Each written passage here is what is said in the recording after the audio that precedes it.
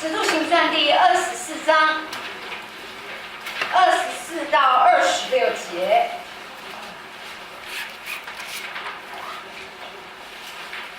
24到26节，使徒行传第24章24到26节。好，我们翻到了，用齐声的方式一起来诵读2次。用齐声的方式一起来诵读2次，请弟兄姊妹来24。过了几天，菲利斯和他夫人犹太的女子土希拉一同来到，就叫了保罗来，听他讲论信基督耶稣的道。保罗讲论公义、节制和将来的审判。菲利斯甚觉恐惧，说：“你暂且去吧，等我得便再叫你来。”菲利斯又指望保罗送他银钱，所以屡次叫他来和他谈论。好，再一次来。过了几天，菲利斯和他夫人犹太的女子土希拉一同来到，就叫了保罗来，听他讲论信基督耶稣的道。保罗讲论公义、节制和将来的审判。菲利斯甚觉恐惧，说：“你暂且去吧，等我得便再叫你来。”菲利斯又指望保罗送他银钱，所以屡次叫他来和他谈论。好，就到这里。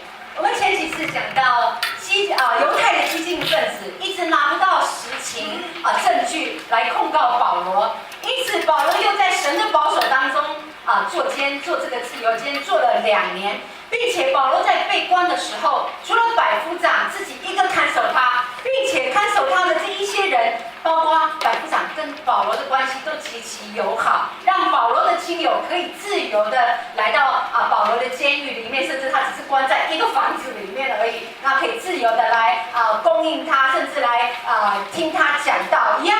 保罗在传道的部分里面并没有受到太大的限制，但是我们说巡抚菲利斯既然他知道保罗并没有违反罗马政府的法律，但是菲利斯又没有照着公义公理来判断保罗，并且将保罗扣押起来，收在监里有2年之久。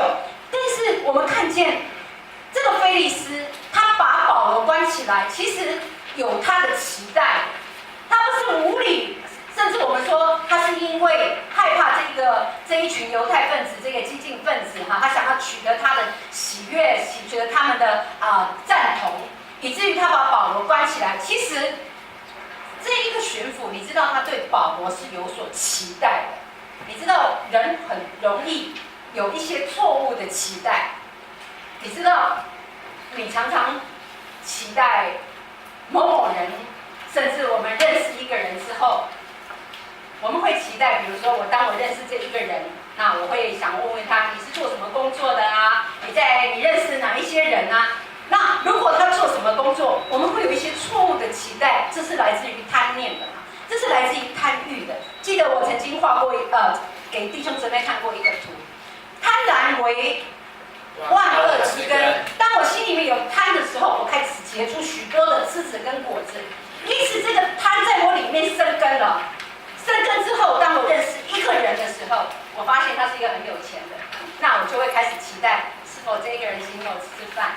甚至我发现，记得小时候我认识我的同学，他们家是开干妈店的，我就渴望他今天带一些糖果跟饼干来请我吃，或者是请我喝饮料。你知道我们人很多时候，我说有2种错误的期待一种常常是为了好处，我对这一个人好，你一定要对我好，我为你付出1，我就想到你应该要回应我2常常是为了得到好处来对一个人付出。我们说对人也是，其实我们对神更是。有多少人坐在底下坐在底下的所有弟兄姊妹，你来到教会，你对神是不是因为他可以赐福给你？是不是他可以保守你？是不是他可以遮盖你？是不是他可以在你需要帮助的时候拯救你、赐福给你，然后你才来追求神的呢？有太多人都是，我不好意思点出谁啦，但是我看得很清楚了，这是我们不仅对神有一个错误的期待，当然神是赐福给我们的神，但是神更喜爱一个完全无所求、单单爱他的人，而不是为了祝抬在他面前的，你是有用意的，你带着诡诈的心来到神的面前敬拜赞美他的。每一个赞美，每一个敬拜里面都有一些诡诈的用意。我敬拜他，他就会为我征战；我敬拜他，他就会赐福给我。哪一个人是真的全心在敬拜而不为所求的？这是我们对人对神都有一个错误的期待。再来，我说错误的期待是我们个人因为不感恩啊。你知道基督徒里面不感恩的太多，不感恩的人太多。当我们认识神的时候，我们开始走入感恩的生命里面。我说有一种错误的期待出自于不感恩，你知道吗？我们常常在夫妻之间，你应当为我做什么？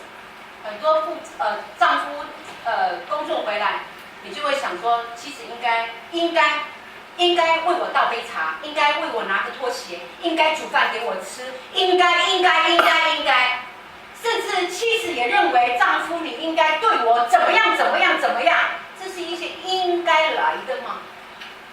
有多少人不是因为感恩，谢谢丈夫今天买了我所爱吃的红豆汤、豆花，甚至一杯波霸奶茶、一杯木瓜牛奶，我都很感谢。我们都会觉得我这么辛苦帮你照顾家庭，我那么辛苦为你生小孩，你应该要对我好，你应该的。我说错误的期待来自于不感恩。你知道我们的孩子也被我们宠到不感恩。你的孩子曾经为了你忘了叫他起床生气的，请举手。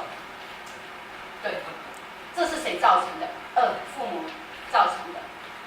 你今天没有叫他起床，是他害他迟到了。他错误的期待，以为我爸妈应该要来为我做这件事情。很多时候，你忘了为他预备便当，甚至你忘了把国文课本放进去，你害他被老师罚站。那他回来就是爸爸，你怎么这样？甚至你便当盒里面忘了帮他放筷子，他那一个中午你不知道怎么吃，2只手背又难看，干脆不吃，回来生气。这是一个不感恩在孩子里面对父母的对待。你知道你也常常是这样子的情况。你认为神没有在你的生活当中安排一切都是美好，都是顺利，都是蒙祝福的。你以为当你信主的时候，主就应该为你预备这一些吗？不应该，这是一个错误的期待。因此，你知道，当保罗在这里的时候，菲利斯对他有一个错误的期待。他不是刻意要对保罗好的，他有一个期待的。他说，过了几天，菲利斯和他的夫人犹太的女子这一个土西拉一同来到，就叫了保罗来听他讲道。他说他渴望，他把保罗叫过来，连续叫了几次叫了几次，渴望来听保罗说信耶稣的道吗？你想得太美。这个菲利斯不是26节就解答了。26节他说，菲利斯指望保罗送他什么？银钱。这是一个期待，这是一个菲利斯错误的期待。他把保罗放在，他觉得这个人很有钱。你知道保罗，你知道他长怎样吗？他是一个秃头的。然后有一句话叫做10个秃头9个富。我不知道他是不是这样看起来，为什么保罗让他认为很有钱，你知道吗？但是我要跟你们弟兄姊妹所讲的是，他渴望，他有一个错误的期待，他想说把保罗关起来。那这一个人想要脱奸的话，因为他没有犯法，或许他送钱给他，保罗就把他放走了。但是他就把他叫到几次来，名义上说我要听信耶稣的道，其实他哪要听？他其实等候保罗看看有没有拿一点钱来给他。那这时候你知道，保罗既然被叫过来，保罗好，你既然要听到嘛，保罗就顺势了。你既然要听到，我还跟你客气吗？你既然我们说我们找到一个人都想要把耶稣介绍给他，有一个人主动把我叫来说要听耶稣的道，我还跟你客气吗？保罗不客气，保罗一点都不客气。我们25节，请大家一起来，保罗就来讲了。保罗怎么样？保罗讲论公义、节制和将来的审判。菲利斯甚觉恐惧，说：“你暂且去吧，等我得便再叫你来。”当我看到这里，我在预备我讲章的时候，其实我很想，我一边写一边写我的讲章，一边觉得很好笑，而且我非常欣赏保罗。怎么欣赏呢？他说保罗就来到巡抚的面前讲道，既然你要听，我就讲什么？讲公义，讲节制，讲将来的审判。我说保罗真的是一个非常非常棒的讲道者，因为他把他的生死置之于度外了。我们曾经说菲利斯是一个什么样的巡抚？他是一个非常残暴，而且欺压百姓，甚至有一个大祭司叫做约拿单，他告诉腓力斯你应该去恶从善，结果这个人没命了，命都没了。那保罗今天被带到他的面前来，明显的看见保罗认识腓力斯了。他今天看见他是有意而来，今天他看见他另外一个罪行叫做贪污。这个罪行叫做贪污，竟然渴望保罗来贿赂他。保罗的心中知道腓力斯是要贿赂他的。你知道你喜欢贿赂吗？你喜欢人贿赂吗？喜欢的请举手。不喜欢的请举手。但是请放下来。但是我要说，亲爱的弟兄姊妹，亲爱的家人，我们常常行贿赂之事，你知道吗？我举你现在反对，当我说的时候，你应该可以阿们。我们以为贿赂是用钱，我用钱给你，你就要为我做什么？但是我知道你们会回，没有啊，因为我也知道你没什么钱，叫你拿钱出来贿赂也办不到。但是我要跟你弟兄姊妹说，你在行贿赂，用什么？用情，用情。叫做欠人人情债，有啊，好不好？我对你袂歹啊，你来帮我做这件代志，有没有这种事情？有没有这种情况？常常发生在你身上，对不对？我帮你做这一件事情，请你帮我做这样事情，好不好？我几年前帮你做过什么事情？曾经帮你怎样？那今年你要还我这些事情。我们常常用人情债在贿赂着别人，你有没有？你常常行贿赂，那我要告诉你，还有用权的，用权柄用权柄贿赂人家的有没有？来看看所有的立法委员，看看所有执政掌权者，对不对？拿一点钱让这个有权柄的人为我做事。今天接到罚单的时候，我们都会说，我们都会跟警察说，我认识某某立法委员啊。我认识哪一些有权有力的人呢？甚至你自己有3两3的权柄的时候，你也常常我是什么人，你要听我的话，有没有啊？你也在行贿赂。那现在出现2种罪状呢？行贿赂的人，你是一个行贿赂的人，我要告诉你，在神的眼中看为行邪术，因为你用权、用控制。去控制了别人，你在行邪术，你在行邪术，你用人情债，你用权柄，你用高官，你用能力来控制人，你在行邪术。再来，你不要以为我苦哈哈的被控制，你就没有罪。我要告诉你，苦哈哈被贿赂的人，你也是神所不喜悦。因为什么？因为当你被贿赂的时候，你被用情、用钱、用权贿赂的时候，接下来你所做的就不会有公义跟公平了，对不对？对，当你看到人情债的时阵，你叫你讲做白，你嘛就要讲做黑白，对不对？因为你欠人，你就会亏欠人嘛，所以不要常常收受不应该属于你的东西。并且我常常警告所有弟兄姊妹，很多的饭不要随便吃，也不要随便去给别人请客，因为你会欠人家人情债，欠人家人情之害债之后，你就会开始亏欠人家，下一次人家对你的要求，你就很难说 no。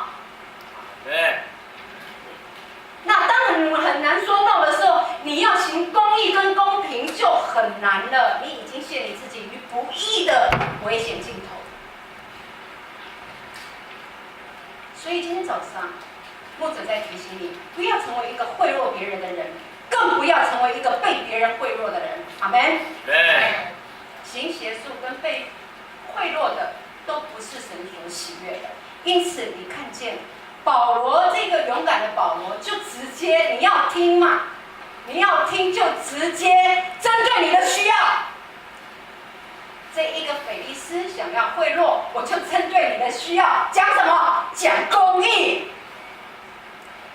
我说，保罗很知道腓利斯的过去，他知道这一个人不公不义，因此你叫我来，我就直接针对你不公义来告诉你，我来讲一篇属于公义的道。对于你一直以来审判不公，我没有对你把我关在这里。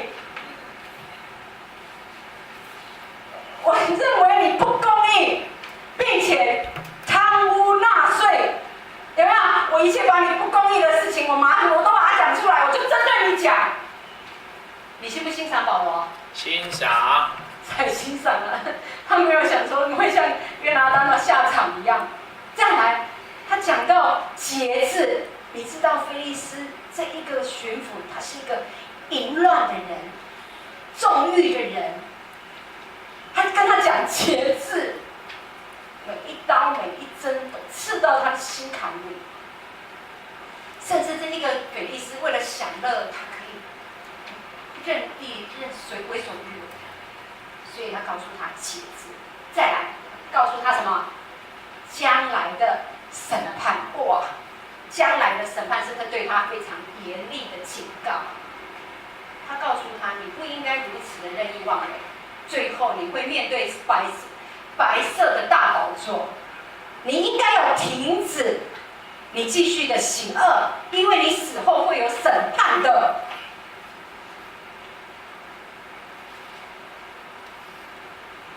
你再这样做，你以后会死得很难看。你死了会下地狱，会接受什么什么什么。保罗真的仗义直言，亲爱的弟兄姊妹，现在找得到这样子的人吗？找不到，找不到。谁这么大胆？打开你的周报，打开你的周报，你就来看这个礼拜你应当回应什么？你应当回应什么？第一个讲到你是否接受贿赂之事呢？你一直以来以为你一直没有被钱贿赂过，但是你却忽略用情用权，你还是在行贿赂之事。再来，你最容易屈服贿赂的方式是什么？我想所有最难抵挡的贿赂方式是欠人人情，对不对？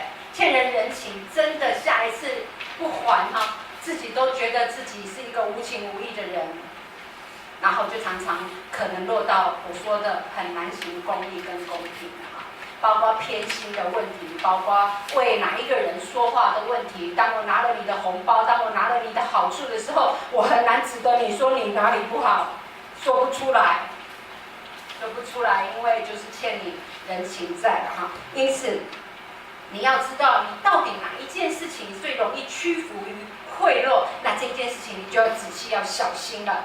那再来，为什么不能够接受贿赂？刚才所说的，当我贿赂的时候，当我接受贿赂的时候，我就开始让自己不能够成为一个能够公义、公平判断，甚至公平、公义来处理事情的人，那是一个非常危险的，成为一个昏庸的一个审判者。接下来，你是否能够像保罗一样勇敢的按着真理去直言？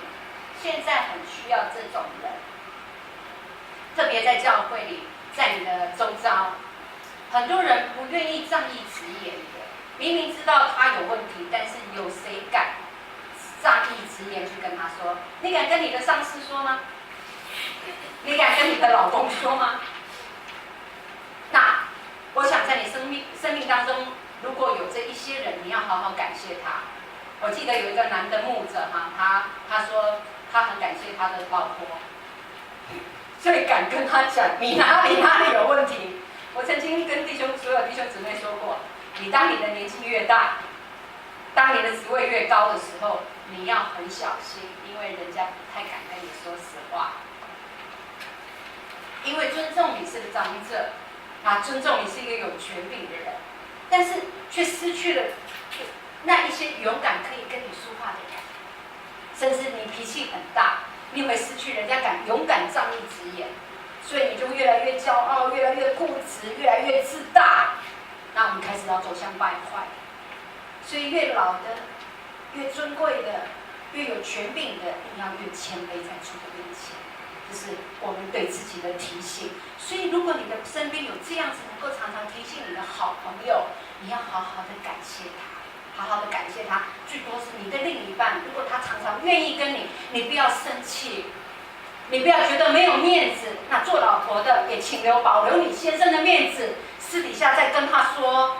你要知道，男人有这一方面的软弱，那就让他有一个软弱，让他有一个台阶下，私下再跟他讲啊，不要在公然的面前跟他讲啊，就是保护他。所以你知道吗？当保罗很勇敢的仗义直言，告诉腓利斯你要公义，你要节制，并且将来是有审判的。腓利斯一听，好喵喂，你够恐怖，甚觉得怎么样？恐惧。甚觉恐惧，因为他一生作恶多端。万一保罗说的都是真实的，哇，我的下场真的很凄惨，我的下场真的很凄惨。那他突然间觉得保罗的道好恐怖哦，保罗的道好恐怖哦。我想，我今天当我成为牧者，我说我要勇敢的讲道，我勇敢的站在台上讲一些别人不敢讲的时候，那有哪一些人？如果当今天你觉得道刺入剖开你的心的时候，道在哪一些人里面，道在每一个人心中会有两种不同的结果。如果道在你的身上，你是一个行善的人，你一点都不会觉得恐怖。但是道在一个行恶、作恶多端的人身上，绝对觉得恐怖的。你说对不对？对。所以你今天好像领受，好像今天的道好像有一点责骂我，好像讲到我的时候，你是怎么样去面对他？我想我还是要说，当你听到今天的信息，你觉得惧怕的时候，有两种。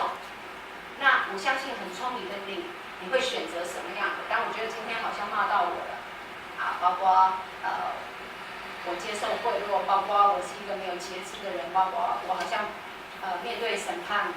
对我来讲，我好像有一些亏欠的时候，有些人会用排斥、用抵挡、用拒绝、用否定，啊，当作没听到，当作那个是道，那个是高深的，那是范本。那现在的人不可能没有贿赂，不可能没有诡诈，不可能。那你就选择怎么样，继续的任意放荡，这有可能，对不对？但是如果你应该是一个好的听道者。当今天的道提醒到你的时候，好像骂到你的时候，第一，我说感谢神愿意向我说话，再来，你应该有实际的把今天的道对你的责骂，你把它接受下来，甚至在神的面前，你就直接怎么样认罪悔改，认罪悔改，并且怎么样，求神帮助我，我确实有这一方面的软弱，帮助我改变，我想改变，我想更新，我要对付我这一个软弱，对付我这一个错误。菲利斯听到道很恐怖，照我们正常人来讲，不管你今天有没有信耶稣，当我以前知道不好的时候，有人说我要开始做善事，一个正常的人，当我真知道有审判的时候，我应该马上停止我继续作恶的心。那我可能想说，是我做一些好的事，造桥铺路啊，做一些好的事，怎么样啊，弥补我以前所犯过的过犯。但是菲利斯并不是。他虽然觉得恐惧，甚至觉得保罗你讲的道够根本，从此以后他就不再呼召保罗了，他就不再找保罗讲道，因为再讲每一次都越来越恐怖，每一次好像都在他提早来到了审判台前。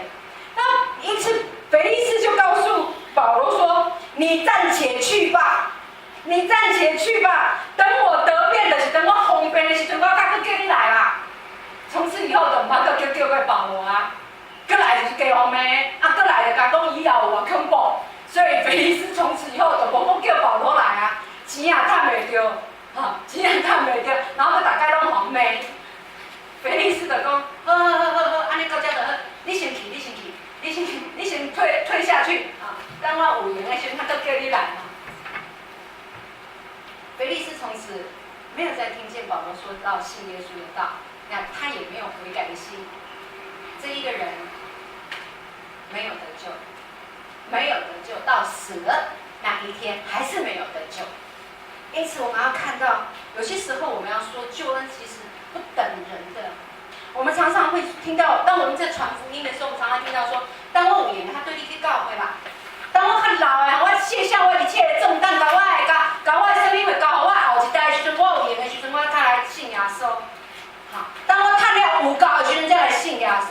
我来讲，我常常看见这些有理由、有借口的人，到最后都还是来不及得救，来不及悔改。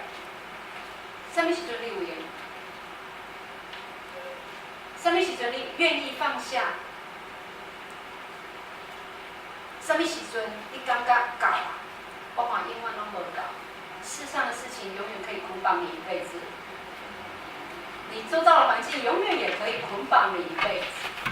什么时候才是你的最后一天呢？因此，腓利斯轻易的就忽略了这样子是救恩。我想在我们当中，我们真的是要感谢神对我们的怜悯。有多少人当福音传给我们的时候，我们是一而再、再而三在拒绝这一个救恩的？你推过多少次？甚至你离开教会多少次？还好有回来啊哈，还好有回来啊。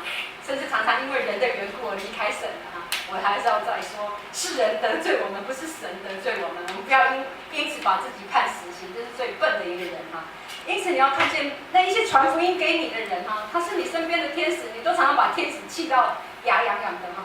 常常讲好啦，连刚，啊我今仔困过头，啊我当时安怎，你会知道一直吸引你，想要把你带到神面前的那天使，你气到不行。万一有一天你是腓利斯呢？对不对？甚至你也曾经在传福音的时候吃过闭门羹的。我今日真慢，再甲我讲这，再甲我讲这吼。当我想要听的时阵，我才甲你问，我才甲你讲，太多。但是我要告诉你，这一些有理由、有借口的人，常常到最后都来不及得救，都来不及得救的。那你看见保罗今天，他真的是一个不愧于神的一个忠心的仆人，他宁愿舍弃生命。如果今天他就照着腓利斯所要的钱给他一些，我想保罗可能可以出监，但是保罗没有钱，他愿意把他的在十字架带领所有的路都交在神的手中。如果神不让他出来，他就不出来。他不愿意用自己的方式来救他自己，而是把自己完全交在父的手中，就跟耶稣一样。如果耶稣父神要让他走十字架，他就照着这样子的路，不走偏路。你愿意把你自己交在神的手中？不管你是一个得救的人，甚至是一个还在摸索，甚至才是一个在跟随当中的人，你要学习把你所有的事情都怎么样，照着神的心意去行。保罗确实把自己交在神的手中，他从来没有用自己的方式，用自己的能力想要离开这样的痛苦的监狱的生活里。多少人想要得自由？如果是我们想我们不愿意是一个不自由的生活，即使给他一点钱可以救我们，我们都愿意给。可是保罗没有，我相信保罗是有钱，但是多不多我们不知道，因为他不仅可以让自己有余，还可以帮助别人。我想他有一些的钱，但是他却没有用这一些钱。难道是保罗看钱很重吗？我想当然不是，当然不是。但是他不愿意用钱来把自己带领出离开神为他的预定的范围，因为他知道神要把他送到罗马君王该撒的手中。因此，我们要看看我们自己，这一生你真的愿意把你自己交在主的手中，不要去随意的行污秽，甚至用一些事情来躲避你正面临的，那你就不太信靠神。